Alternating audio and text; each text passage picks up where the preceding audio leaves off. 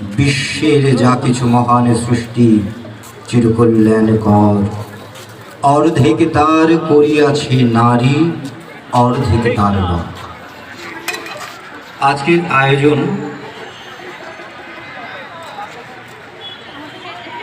ভেঙে দাও পাপ চক্র। ক্রিয়নমেগের এই চমৎকার আয়োজনে সকলকে শুভেচ্ছা জানাচ্ছি। আবারও জানাচ্ছি শুভ সন্ধ্যা। আমরা আবৃত্তি সংগঠন সনাধিতি পরিবার, আমরা পর্যায়ক্রমে আপনাদের সামনে নারী সহিংসতার বিরুদ্ধে এবং নারী বিষয়ক বিভিন্ন কবিতা আবৃত্তি করবার চেষ্টা করব।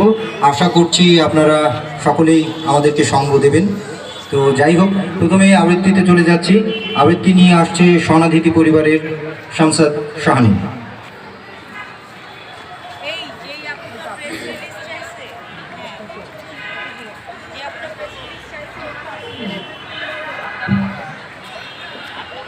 আবৃত্তি করছি রবীন্দ্রনাথ ঠাকুরের সাধারণ মেয়ে কবিতা। আমি অন্তপুরের মেয়ে, চিনবি না আমাকে।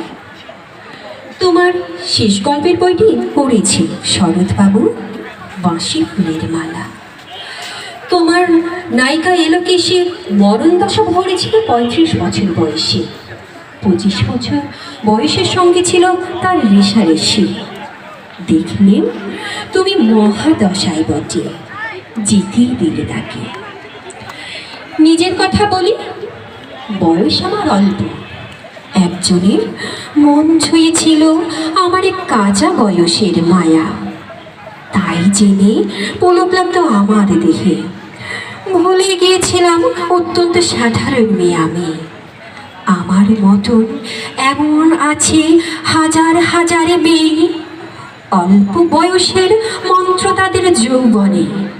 তোমাকে দোহাই দিই, একটা সাধারণ মেয়ের গল্প লেখো তুমি শরৎবাবু। বড় দুঃখ তার স্বভাবের গভীরে অসাধারণ যদি কিছু তলিয়ে থাকে কোথাও। কেমন করে প্রমাণ করবে সে? এমন কজন মেয়ে যারা তা ধরতে পারে? কাঁচা বয়সের জাদু লাগে ওদের চোখে। মন যায় না সত্যের খোঁজে, আমরা বেঁকিয়ে যাই মরিচিকার দামে। কথাটা কেন উঠল তা বলি। মনে করো তার নাম নরেশ।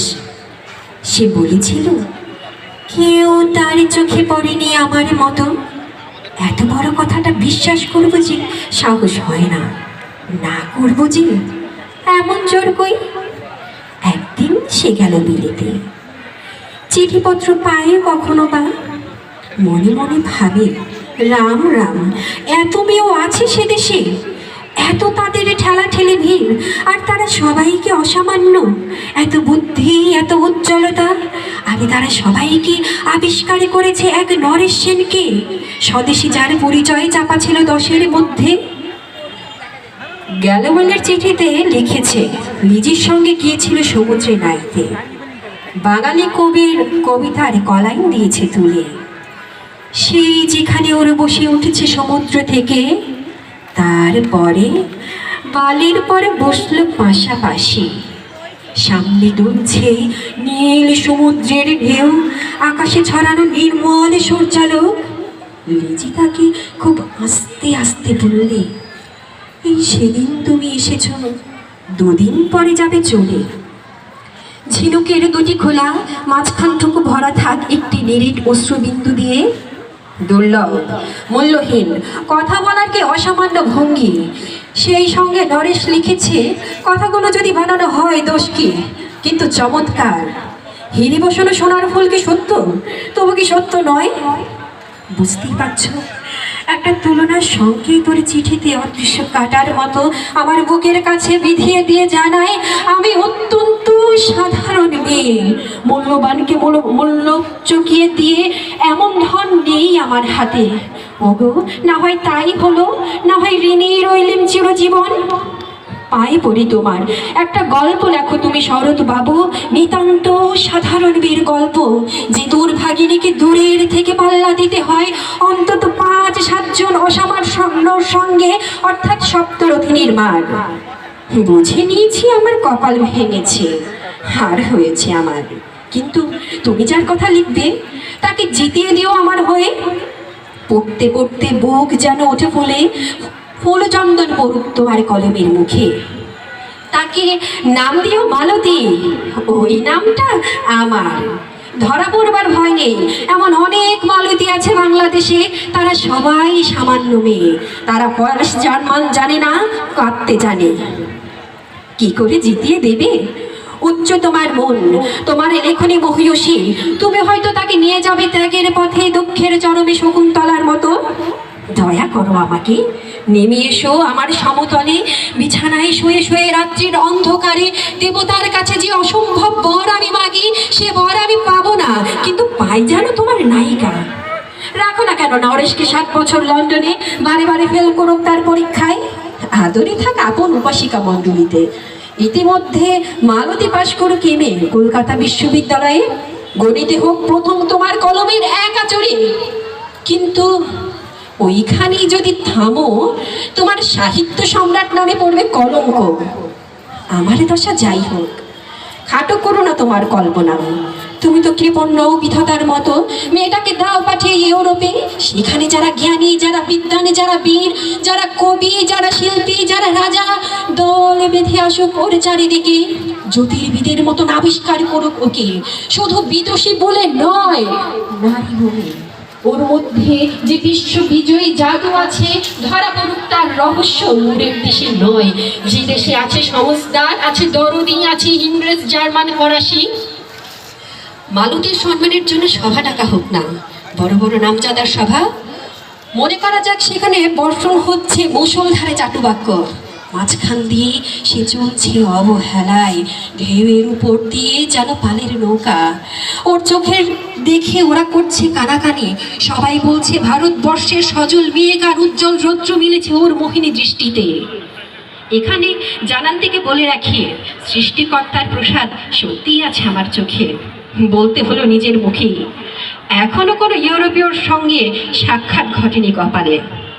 নরেশ এসে দাঁড়াক সেই কোণে, আর তার সেই অসামান্য মেয়ের দল। আর তারপরে আমার নোটে শাকটি মোড়ল, স্বপ্ন আমার উড়ল। হায় রে সামান্য মেয়ে, হায় রে বিধাতার শক্তির অপব্যয়। ধন্যবাদ শাহানীনকে।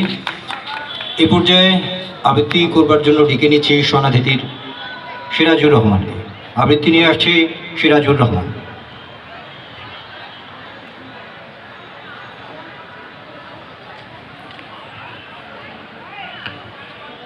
শুভেচ্ছা। নারীর প্রতি সহিংসতা প্রদর্শন করব না, নারীকে অত্যাচার করব না, তাকে ভালোবাসবো, শ্রদ্ধা করব, সম্মান করব। এই হোক আমাদের আজকের অঙ্গীকার। পড়ছি মল্লিকা সেনগুপ্তের কন্যা শ্লোক। আশ্বিনের এক প্রাগৈতিহাসিক সকালে শ্রীরামচন্দ্র যে দুর্গার বোধন করেছিলেন, স্বর্গের দেব পুরুষগণ যুদ্ধে পরাজিত হয়ে যে রণদেবীকে অসুর নিধনে পাঠিয়েছিলেন, সেই দুর্গাই 21 শতকে নারীর ক্ষমতায়ন। তার মহাতেজ চিরজাগরুক আগুন হয়ে জ্বলে উঠুক মাটির পৃথিবীর প্রতিটি নারীর মধ্যে। হে মহামানবী, তোমাকে সালাম। মেয়েটির নাম দুর্গা সোরেন বটেক, মেয়েটির নাম দুর্গা সোরেন বটেক। মায়ের ছিল না অক্ষর জ্ঞান ছটেক। সর্বশিক্ষা অভিযানে পেয়ে বৃত্তি, দুর্গা হয়েছে ইংরেজি স্কুলে ভর্তি। সাঁওতালি গান, ইংরেজি ভাষা বাঁ হাতে, কম্পিউটারে শিখেছে ইমেল পাঠাতে। অঙ্কের স্যার ভুল হলে যোগ বিয়োগে গায়ে হাত দেয় পড়া শেখানোর সুযোগে। দুর্গা জানে না কোনটা যৌন লাঞ্ছনা, স্যার এটা নোংরা বটে, কথাটা মানছ না? শেষে একদিন স্যারের নোংরা হাতটা মোছড়ে দিয়েছে দুর্গা, মেরেছে ঝাপটা। ওরে অর্ধেক আকাশে, মাটিতে শ্যাওলা, আকাশে উড়বে, হবে কল্পনা চাওলা। যদি না বিমান ভেঙে পড়ে তার দুদ্দার, মহাকাশচারী হবেই বটে কে দুর্গা। বিশ্বায়নে, পণ্যায়নে, খণ্ড খণ্ড মানচিত্রে, বাংলা, বিহার, রাজস্থানে সাধারণী নমস্তুতে। পণ্যব্রতে, পত্নীব্রতে, মোহমুদ্রা, ধ্বংসমুদ্রা, প্রযুক্তিব্রতে, গৃহকর্মে সাধারণী নমস্তুতে। আমার দুর্গা পথে প্রান্তরে স্কুল ঘরে থাকে, আমার দুর্গা বিপদে আপদে আমাকে মা বলে ডাকে। আমার দুর্গা আত্মরক্ষা, শরীর পড়বে মন না। আমার দুর্গা নারী গর্ভের রক্ত মাংস কন্যা। আমার দুর্গা গোলগাল মেয়ে, আমার দুর্গা তন্নি। আমার দুর্গা কখনো ঘরোয়া, কখনো আগুন বন্যি। আমার দুর্গা মেধা পাটেকর, তিস্তা শীতলাবাদীরা। আমার দুর্গা মোম হয়ে জ্বালে অমাবস্যার আধেরা। আমার দুর্গা মণিপুর জুড়ে নগ্ন মিছিলে হাঁটে। আমার দুর্গা কাস্তে হাতুড়ি আউশ ধানের মাঠে। আমার দুর্গা ত্রিশূল ধরেছে স্বর্গে এবং মর্তে। আমার দুর্গা বাঁচতে শিখেছে নিজেই নিজের শর্তে। আন্দোলনে, উগ্রপন্থে, শিক্ষাব্রতে, কর্মযজ্ঞে, রান্নাঘরে, আতুর ঘরে মা তুঝে সালাম। অগ্নিপথে, যুদ্ধ জয়ে, লিঙ্গ সাম্যে, শ্রেণী সাম্যে, দাঙ্গা ক্ষেত্রে, কুরুক্ষেত্রে মা তুঝে সালাম, মা তুঝে সালাম, মা তুঝে সালাম।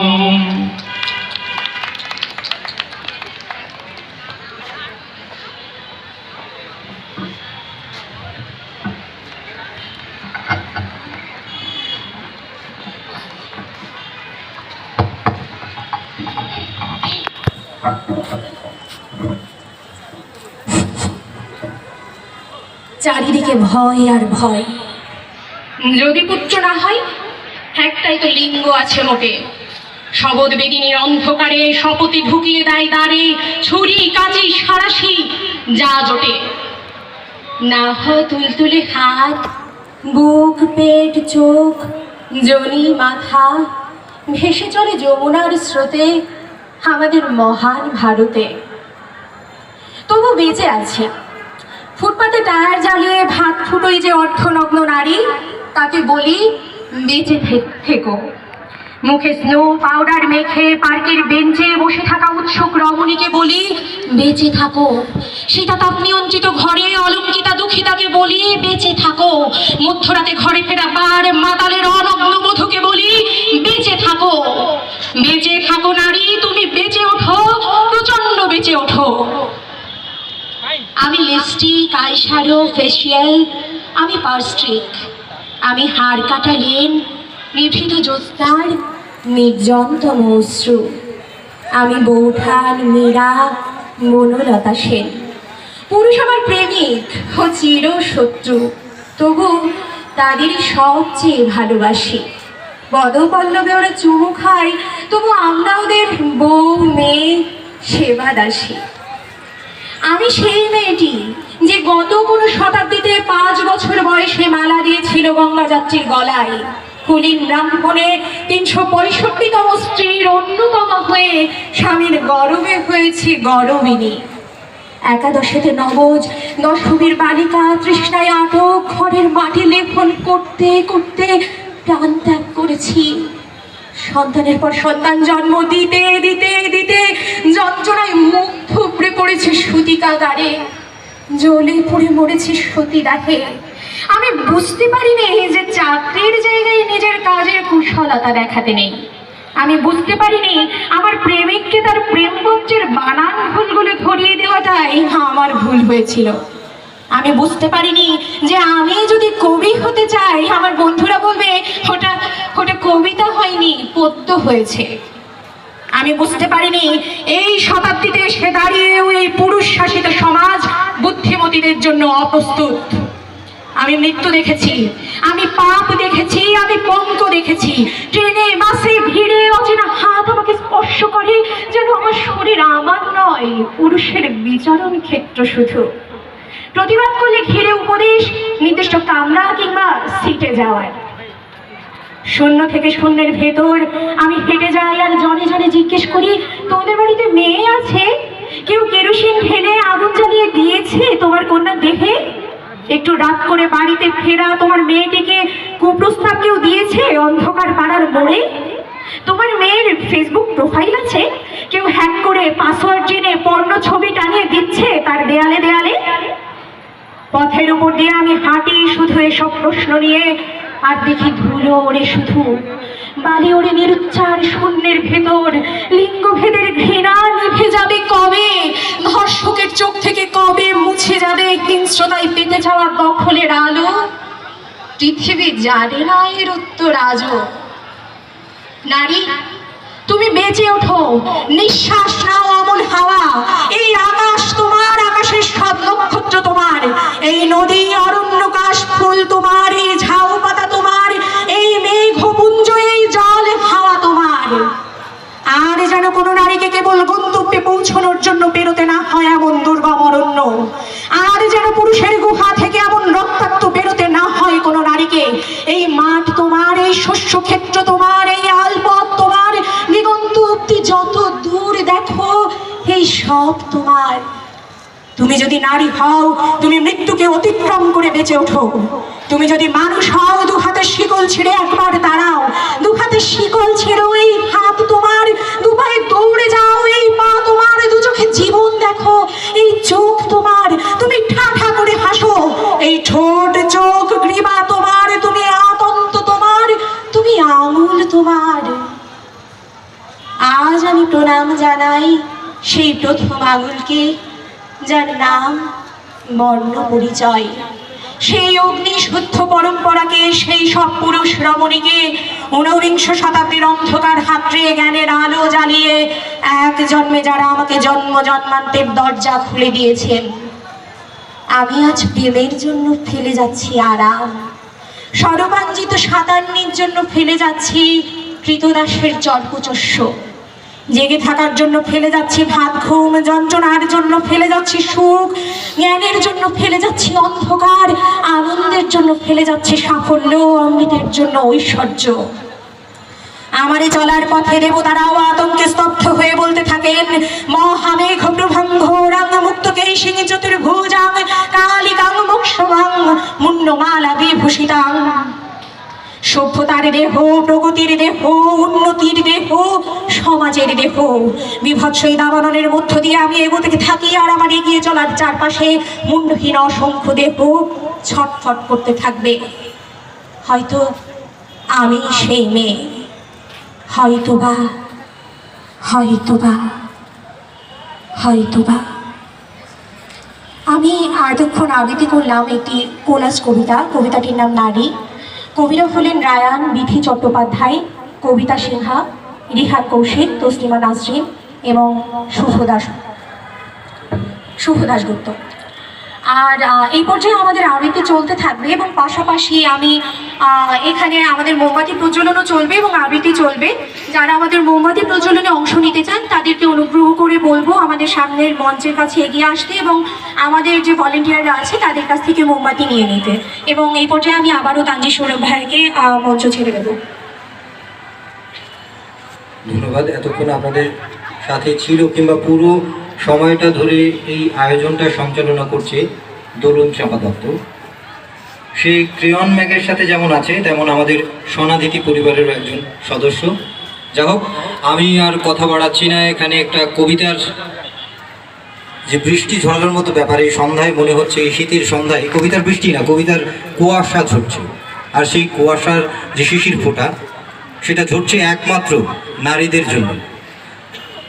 আমি নারীদের সামাজিক প্রেক্ষাপট নিয়ে যেসব কবিতা আছে, যেসব প্রতিবন্ধকতা সহিংসতা হচ্ছে, তার উপরে কবিতা হলো আমি বোধহয় একটু নারীর হৃদয় নিয়ে কথা বলি।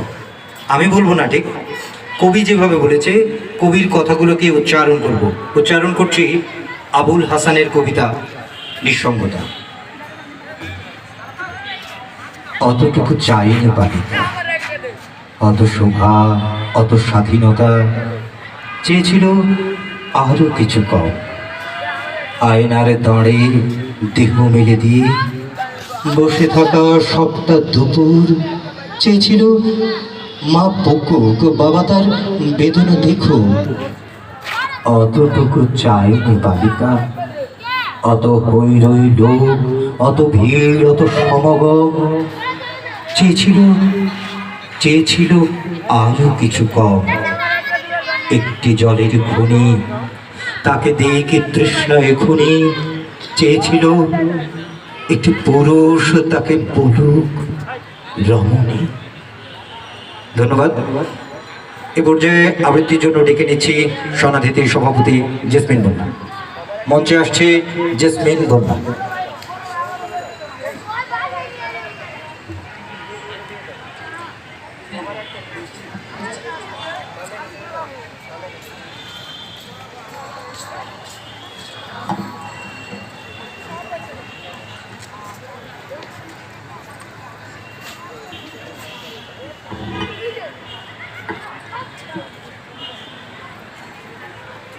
আজকের এই আয়োজনে খুব ভাল লাগছে এই দেখে যে সামনে মোমবাতি প্রজ্বলন করা হচ্ছে।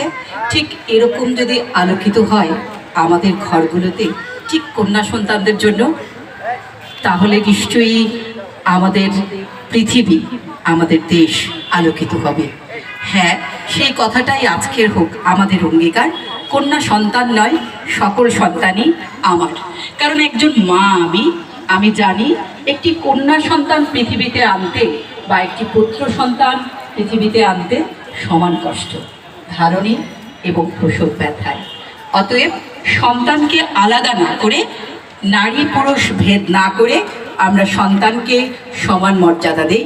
এবং আমি আমার সন্তানকে কন্যা বলে শুধু বিয়ের জন্য তৈরি না করে তাকে আমি দাঁড় করাবো একজন মানুষ হিসেবে। তবেই দেশ এগোবে, তবে আজকের এই আয়োজন সার্থক হবে। আমি আবৃত্তি করছি হুমায়ুন আজাদের আমাদের মা কবিতাটি। আমাদের মাকে আমরা বলতাম তুমি, বাবাকে আপনি।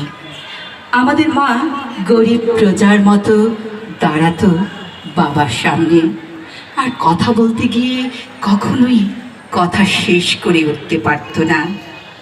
আমাদের মাকে বাবার সামনে খড়কুটোর মতো এমন তুচ্ছ দেখাতো যে মাকে আপনি বলার কথা আমাদের কোনো দিন মনে হয়নি।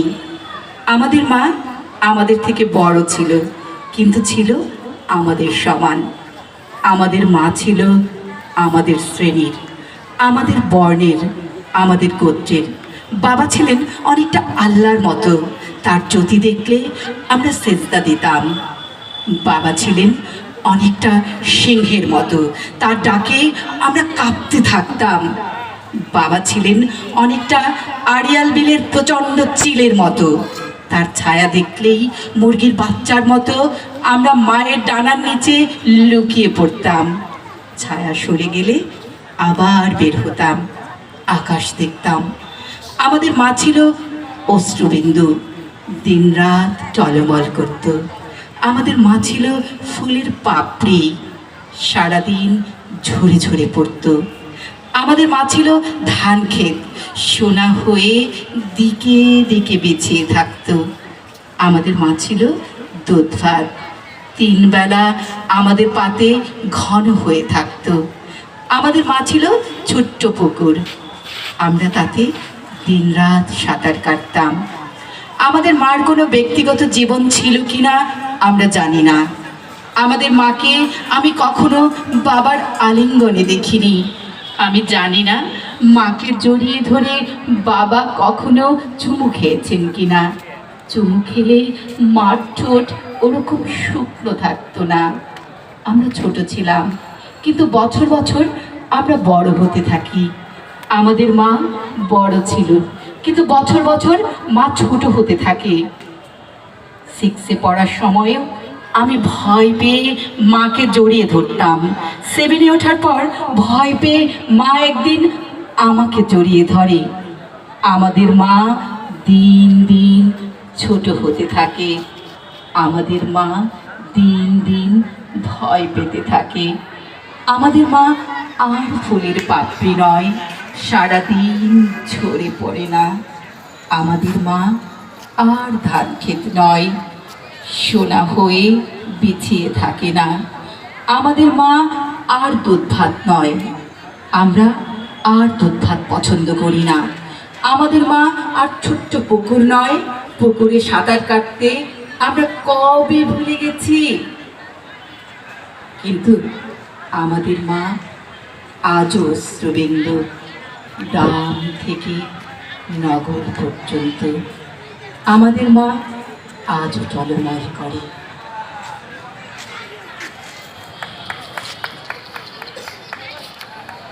ধন্যবাদ।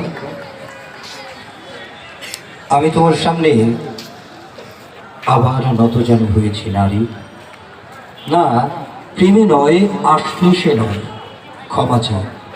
এ পর্যায়ে আবৃত্তি নিয়ে আসছে বরেণ্য আবৃত্তি শিল্পী শামস মিঠু।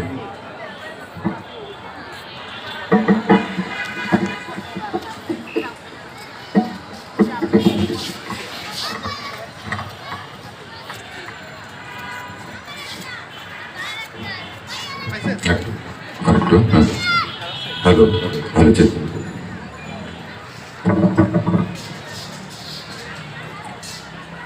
আমি ঠিক আছি। হ্যালো, একটু গেটটা করেন। প্রিয় কবি ফরহাদ মাজারের কবিতা কর্তৃত্ব গ্রহণ করো নারী। আমি একটু ভাই একটু ইকোটা একটু বাড়ান একটু। আমি তোমার সামনে আবার নতজানু হয়েছি নারী। না, প্রেমে নয়, আশ্লেষে নয়, ক্ষমা চেয়ে তোমার দয়া দিয়ে আমার হৃদয়ে ধুয়ে দেবার প্রার্থনায়। আমার ভেতর যে পুরুষ, তাকে আমি চাবুক মেরে শাসন করেছি, তাকে হাঁটু মুড়ে বসতে বলেছি তোমার সামনে। আমি ক্ষমা চাই, ক্ষমা করে দাও। শুধু আমাকে নয়, সমস্ত পুরুষকে তুমি ক্ষমা করো। আমি আজ সমস্ত পুরুষের হয়ে তোমার কাছে ক্ষমা প্রার্থী। পুরুষ তোমার সামনে আবার নতজানু হয়েছে নারী, তাকে ক্ষমা করে দাও। গৃহপালিত পশুর মতো তোমাকে ব্যবহার করছে পুরুষ। আখ মাড়াইয়ের কারখানার মতন তোমার জানু চেপে তারা উৎপাদন করছে সন্তান। টেলিভিশনের বাক্সের মতো তোমার ভেতর ঠেলে দিয়েছে তাদের জগৎ। নীলাভ শিখার মতো জ্বলতে জ্বলতে তুমি তো প্রতিদিন প্রচার করে যাচ্ছ। ইলেকট্রনিকের সরঞ্জামের মতো অপ্রাণীবাচক তোমার অস্তিত্ব, প্লাস্টিকের পুতুলের মতো প্রাণহীন। তোমার নাম হতে পারত কাঠ কয়লা, তোমার নাম হতে পারত হাতুড়ি, তোমার নাম হতে পারত সেলাই কল, তোমার নাম হতে পারত মাদি কুকুর। নর বানরেরা ঠাট্টা করে তোমার নাম রেখেছেন নারী। এই সব জেনে তোমার সামনে আমি নত মুখে এসে দাঁড়িয়েছি নারী। আমি পুরুষ, আমাকে ক্ষমা করো। প্রতিদিন কেউ না কেউ স্বামী তার স্ত্রীকে পিটিয়ে হত্যা করে। প্রতিদিন কেউ না কেউ পশু স্বাভাবিক কামুক স্বভাব তোমার মুখের উপরে এসিড ছুঁড়ে মারে। প্রতিদিন 11 বছরের বালিকাকে ধর্ষণ করে 11 জন পুরুষ। কেনা বেচা চলছে তোমাকে নিয়ে,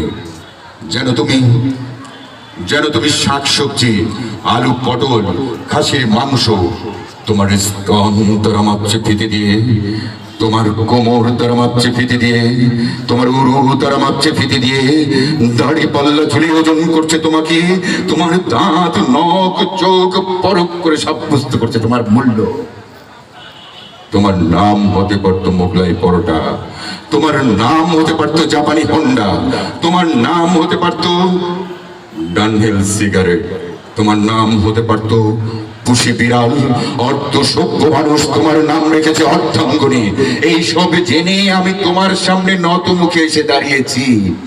নারী, আমি পুরুষ, আমাকে ক্ষমা করো। তুমি প্রচোদন যন্ত্র, তাই তোমার নাম জননী। তুমি রমণযোগ্য, তাই তোমার নাম রমণী।